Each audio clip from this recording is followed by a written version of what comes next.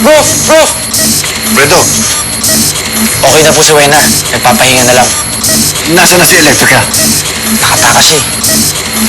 Si Agent Ben. Nasa kabilang kwarto. Wala pa rin malay.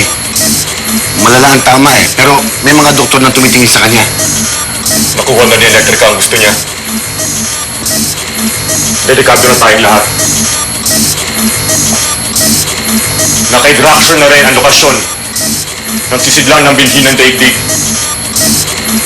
Kailangan maunahan natin siya sa pagkuha nun. Kung hindi, mamamatay ang daigdig niyo.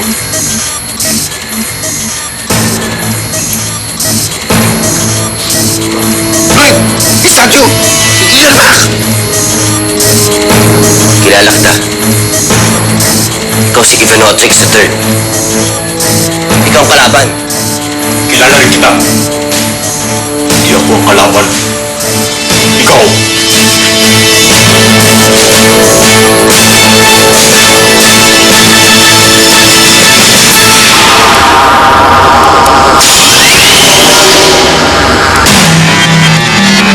Commander Draxor, nagawa ko na iniutos mo. Isasalin ko na lahat ng impormasyong nakuha ko.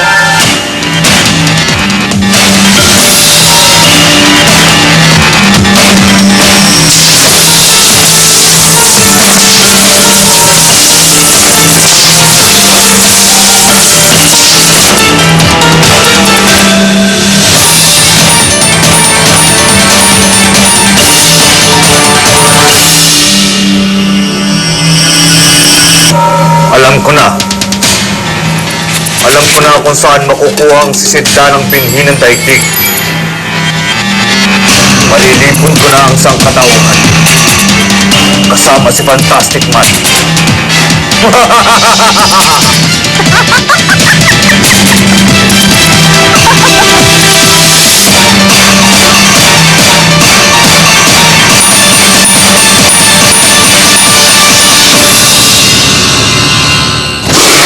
Tayong lahat. Hindi totoo yan. Ikaw papatay sa aming lahat. Sinungaling! Sandali! Ako! Napapansin ko na masyado ka naging malapit kay Danny 2.0. Wala naman ako nakikita masama kung mangyari yun eh. At kung nauhulog ang loob mo sa isang tao, masisira ang judgment mo sa kung anong tama at mali. Natakot ang may kapangyarihan.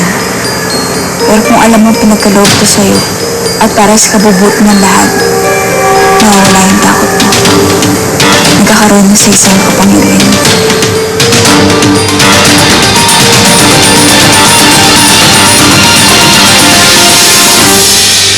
Congratulations po kay Ren Joseph at kay Hernan.